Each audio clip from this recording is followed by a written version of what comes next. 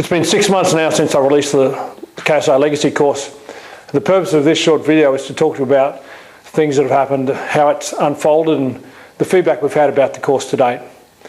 First thing I'll say is that the course has certainly got a lot larger than I expected.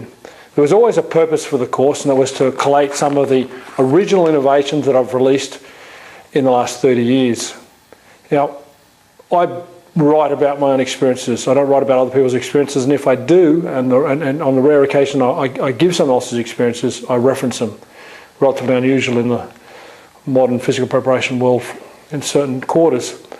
So what I've done is I've published a massive amount of individual personal experiences and released many concepts over the last 30 years.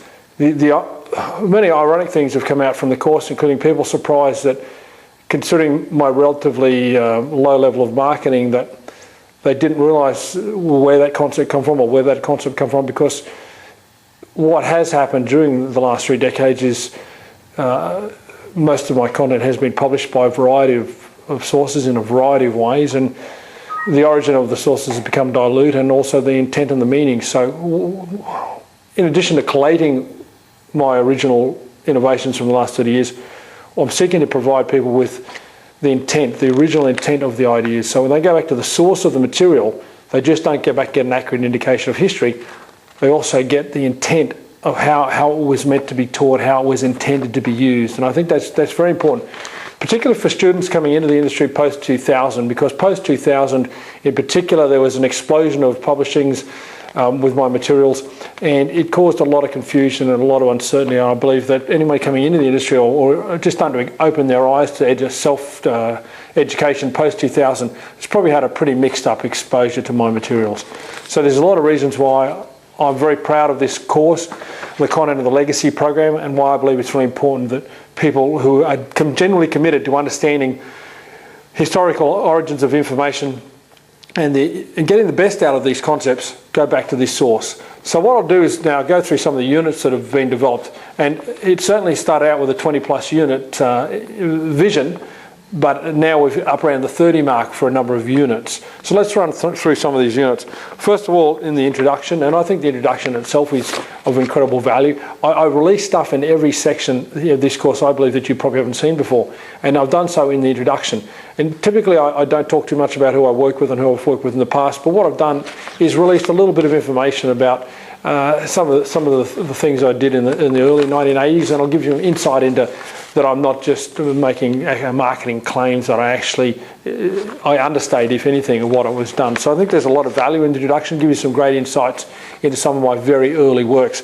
Because by the mid-1980s, I'd developed enough experience to start creating some of the ideas that I did, and to give you an indication of I believe, and this is perhaps some would say lacking in humility, but I believe that there is no other single source of innovations that have been so influential across the world of physical preparation during the last 30 years, and in particular the last decade, with the explosion of my teachings by a variety of people.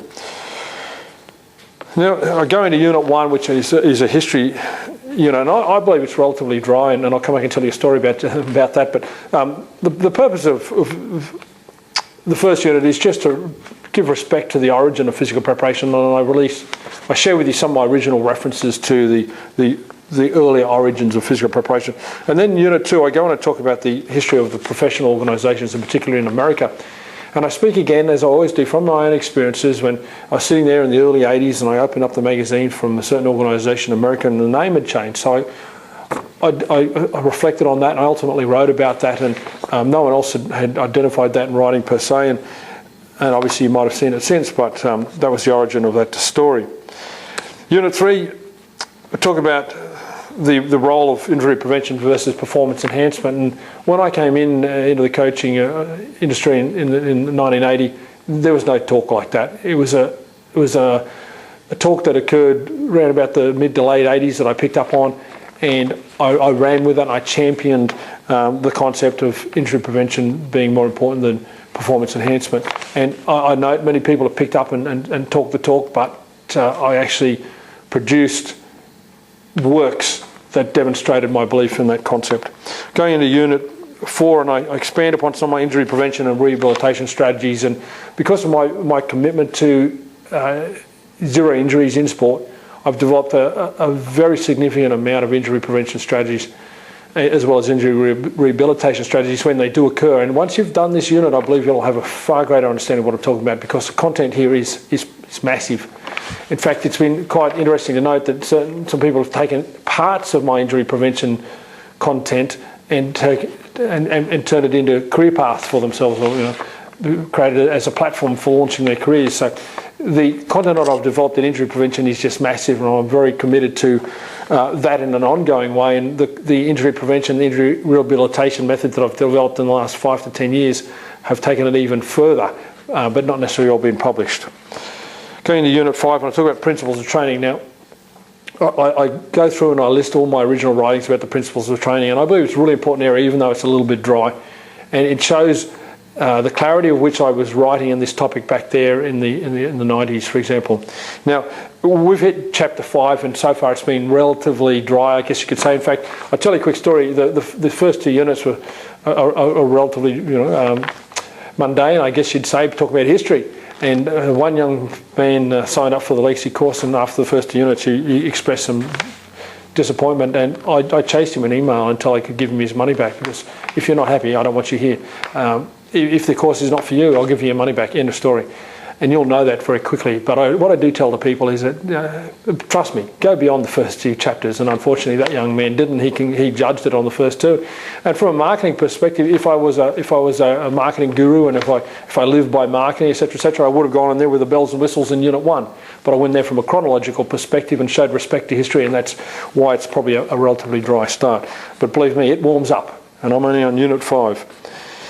So we're in Unit 6 now, philosophies. Now, I've written a book on philosophies, which I believe is probably the only coach who've ever written a book in physical preparation on philosophies. And in the prior 20 years, I've been developing a number of them, and had released quite a few unique ones and summarised them in my 2005 book. So that's a fantastic unit, I believe, the philosophies one, and you'll see some themes there that you may have seen elsewhere, but you can get back to the original source in my philosophies unit. Next unit is Unit 7, is on sayings.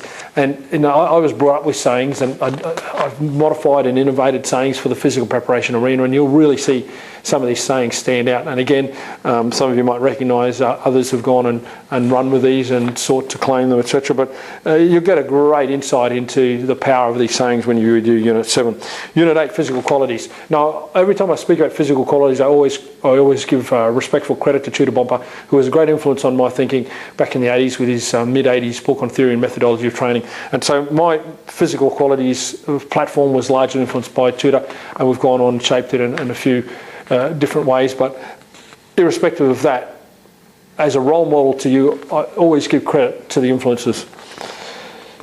Unit 9, periodisation, integration of training.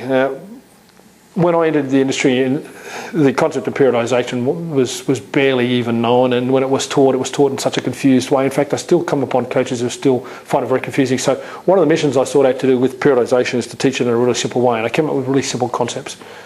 And I taught those simple concepts, and that'll really stand out here. And as far as specifically about strength training, some of the periodisation models there and the periodisation definitions, and you get some great insights into the origin of that material there. Unit 10, balance. Now, before I started developing my ideas and balancing the body, the concept of balance was about, can you stand on one leg and not fall over? There wasn't a lot of focus on balancing the body. And when you see some of the work that I collate in this unit about balance the body, you'll understand where it came from. And I know I've had many people say, well, I thought person X developed this and that, etc., etc. But you're going back to the source here, because prior to my publishing, I don't know too many people who even discuss this topic. There may have been 1 or 2, and I want to recognise those people.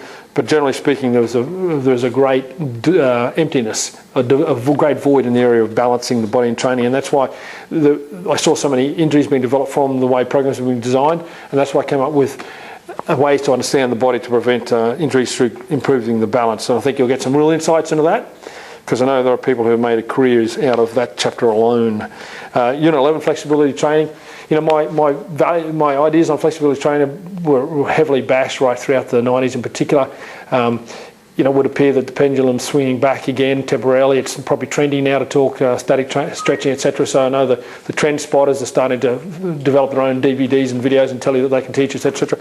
But for me, flexibility training holds a special place, and I've been consistent in teaching that. I think you get a lot of value out of the collation of concepts that I place in Chapter 11, flexibility training. Chapter 12, aerobic training. Again, when I entered the industry in the 80s, aerobic training was the king. It was absolutely the king, and strength training was a poor cousin. That was reversed in the 90s, etc., etc. By about 1990, I'd already started implementing concepts that I termed different things, including reverse periodization, etc., etc. And I really shook the apple tree, so to speak, and challenged and threatened those who stood by that aerobic-based principles, etc., etc. Now, I like all my innovations when I come out, I take the heat for being the paradigm shifter, etc., etc., and then they become popular. And I saw so many popular writings on this topic in the late 90s and the early 2000s. But you go back to the source on some of this content, because I don't know anyone else who was criticising aerobic training and seeking to place it in context in the way I was then. So I get some great insights there. Unit 13, categorisation of strength exercises. So in this section I'll talk about family trees, I'll talk about lines of movement. Now these, and progressions and exercise, these are three concepts that I developed through the 80s and early 90s, and I didn't release them until 1998. And if you watch the original release of this, and I spoke about it in Strength Specialisation DVD in 1998, you'll get to see this when I said for the first time, you will never have heard of this before, because I've never spoken about this before in public. So like with all my innovations, I develop them for up to 10 years before I speak about them, and I don't develop them for the sake of publishing them. In actual fact, there are people who live their life by publishing, and I've had the misfortune of them grabbing some of those ideas and putting them into the public domain simply because they needed something else to publish. Well, publishing is not my primary focus. Developing concepts for optimal training is. So everything that I've released has only been released after it's been tried and tested for up to a decade, and it's been really ironed out. For example, I'll come back to speed of movement, but lines of movement, hip dominant, quad dominant, etc., etc. I mean, that's there's the functional training industry. You couldn't read a book on that without referring to that, and you'd very rarely see a reference to that. So you go back to the source and see the true intent, because the copies and the copies and the copies, they've lost the intent. They're really confused, and they're creating confusion in the reader, in my opinion. So moving on to Unit 14, training, load and recovery. This is an era in the 90s in particular where it was balls to the wall, train till you puke, go hard or go home, etc., etc. And I came out and I said, listen, the exposure to an unfamiliar exercise in week one of a program is enough stimulus. You don't need to go hard in week one, etc., etc. And from that repositioning of the role of load, I created a 3 and 4 week progressive intensity cycle, which is very simplistic but very powerful. And you've probably seen it published in a few other sources, but come back to the source on that one. So when we get into Unit 15, again on loading, I really challenged loading, and when I said things like loading's overrated, and I said nobody should be using their external loading until they've mastered their own body weight. I mean, that was, when I made that statement in the 90s, that spawned an industry in itself. So again, go back and read the source on some of those sayings and some of those concepts.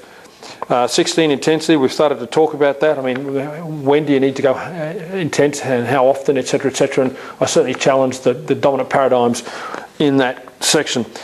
Unit 17, volume, and again, I really challenged the dominant paradigms, because I think there's really only one coach in the world that I've met who'd parallel my beliefs as far as low volume training, and that would be the late Charlie Francis. And I always give Charlie credit for the incredible contribution he's made to the world, and he deserves all that respect. So the volume section is fantastic, because people give lip service to volume, etc., and they talk. And in fact, most people teaching my stuff just teach because they think it's a trend. They don't understand it. That's just another way to publish a book.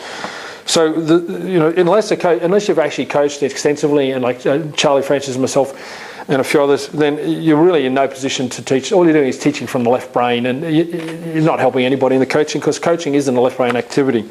It's taught as a left brain activity, and you're given the impression that it's a left brain activity, but it is not.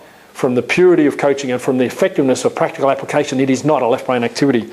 So when anyone can write a great article, and anyone can get my concepts and put it in a book and put the name on the front, but unless they truly understand it, unless it's truly coming from the heart, unless it's truly coming from their personal experience, I suggest that the message is lost on you, because they don't understand it and you won't understand it. Unit 19, speed of movement. What a cracker. I mean, someone sent me a link today to an article that's been published just, a few weeks ago. The whole subject was on speed of movement. Now, I developed this concept in the mid-80s, so what's that, 27 years ago? I've got my maths right. But it was a long time ago. Yeah, a lot of confusion. Jeez. So they've bastardised that and they've confused it. And I can't believe the statements people make on this subject. Statements of fact that they haven't even done their homework. It's embarrassing. So another concept that's changed the world to a large extent, been used and abused by too many. Feel free to go back and get the original material and use it in its intent, because I don't care whether you use it or not, but if you're going to use it well, use it properly, use it in a manner of intent.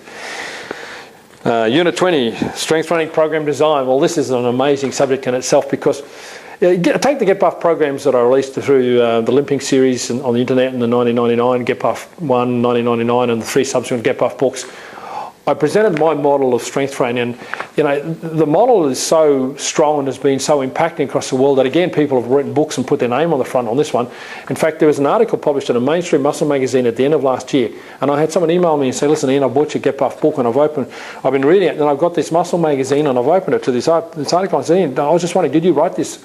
So, we've gone from a period of time in the 90s and 80s where muscle group programs dominated, like we did 4 ways of doing the chest and then 4 ways of doing the triceps, etc., etc. So in the line of movement concept that I introduced, started impacting it, but it went further with the program design where I'm balancing with push-pull movements, horizontal, vertical, etc., etc. So fantastic unit, strength training program design. Unit 21, strength training methods. There's a number of methods that I've introduced through trial and error, and I talk about them in this unit. And there are some things in there that you probably aren't aware of, and like much of the course where you'll get some phenomenal insights into strength training methods that I brought to the market and summarised in Unit 21. Unit 22, exercise innovations. Now that alone has sport and industry. I don't think the functional training movement, and I call it a movement because there's no such thing as a functional trainer, they wouldn't exist without relying on the basis of my exercises. So they've taken the exercises I released. The concept of doing bodyweight exercise is nothing new, but the innovations in exercise that I taught and how I sequenced them into real world strength training and not just what kids did or what geriatrics did. I integrated them in elite athletes programs, integrated them into bodybuilders programs. No one else was doing that. It was original work, and as much as the people who copy my work and try and pass it off as their own, but then default back to, it's always been there, we're just going back in time to grab it. Well, that's a load of bullshit. It's quite clear some of these exercises, my imprint is on them, and unfortunately, appropriate integrity has not been shown in relation to that subject. So, and the exercise innovations don't just limit to strength training. There's injury prevention ones. There's injury. There's warm-up ones. There's skill development ones. There's quite a few. Big section. Talk about technique in 23, and you'd think the technique would be a pretty bland subject, but believe me, there's a lot more to technique, and the undervaluing of technique is what limits athletic performance. And I'm sure that concept will be published by someone sooner or later, and it'll be expanded upon when that trend has its turn, because all trends have their turn and the trend spotters jump on it.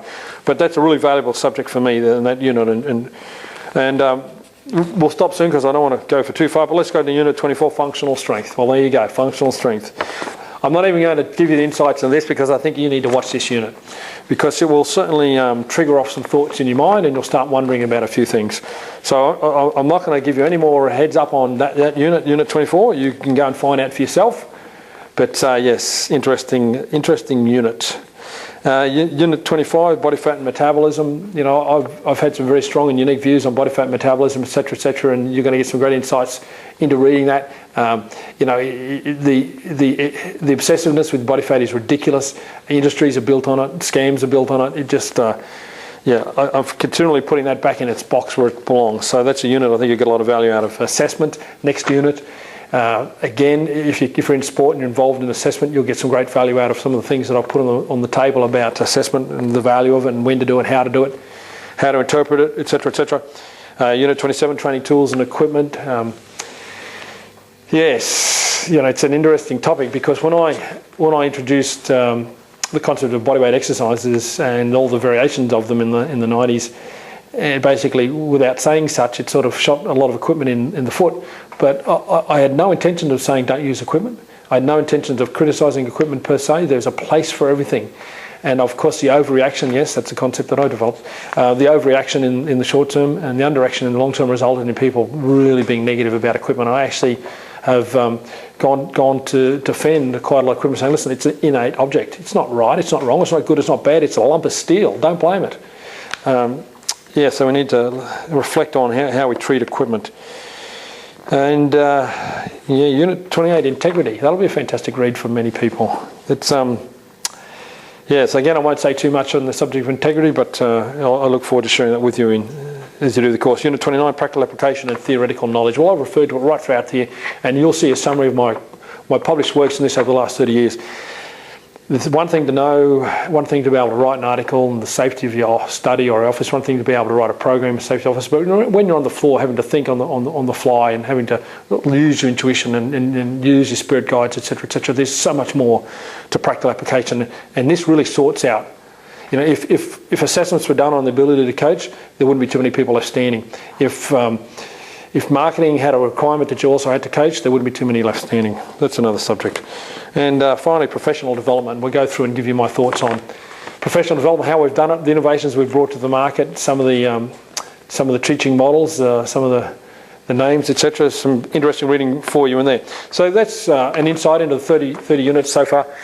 And the course is continually being reviewed. Now, in addition to participating in the course, the participants get access to our forum section dedicated to that, and they get to interact and give feedback and talk about it. And it's a great section because I get to see the lights go off and I get to see people say, wow, I didn't realise that, etc. And it's really good to see people being given that breath of fresh air, if I can use some of the words that I get given back to me, where they get to see that they're given their power back, that they're given their power to think back, that they understand that it's not a matter of right or wrong, that they don't have to believe one thing, etc., etc. So it's a really interesting section of our forum, the legacy section, and you will enjoy it, I believe. So there's some quick insights into the course. Now, as I said, it's been going for about 6 months. It's grown far bigger than I ever anticipated, but the purpose and the role and the vision I had for it is exactly what I had anticipated, and that is a collation of my innovations from the last 3 decades, put in a way that you can understand what I had intended. So there's a fair bit of research that's gone into this. It's not just me going back and sticking a few of my paragraphs in there. I've researched around this to give you some contextual insights into the impact it had on the market when some of these concepts were released, etc., and some of the misinterpretations that have occurred since. So whilst the program has become far bigger, the content and the intent is exactly as intended. I'm really excited about it. I know the people who participated have been incredibly happy, with the exception of one person who showed unhappiness at the outset.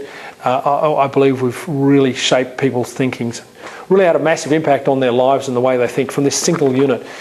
It has been such an impacting unit, and it's got so much bigger that I've gone back to the people who participated in the first 6 months, who in essence have been my review panel, so to speak, and I've said to them, listen, what do you think about the pricing structure, etc., and they've given me feedback on that. So our intent is to make sure that it's fairly priced, that it reflects the value that it has, and that it sets people up in their decision whether to move forward into the KSI program of education or not. And it's an open door policy, come and go, your decision. So there's some quick insights into it. I trust it's been of value for you. I know it's been a bit longer than the so-called marketing gurus would tell you, to be short and sharp and impress. I've just sat here and told you what I thought, what's gone down. But I know the value. It's 30 years of my professional experience have gone into this, and a lot more as far as my personal experience. So it's a big part of my life, and I trust you treat it with respect. The same respect that I'd hope that all my work would have been treated right throughout my career, but as I learned in hindsight, that sort of integrity hasn't always been existent. So this is an opportunity for people to go to the source and find out where it really came from and why, how I put it together, why I put it together, and what it was intended to do for you and the athletes you work with.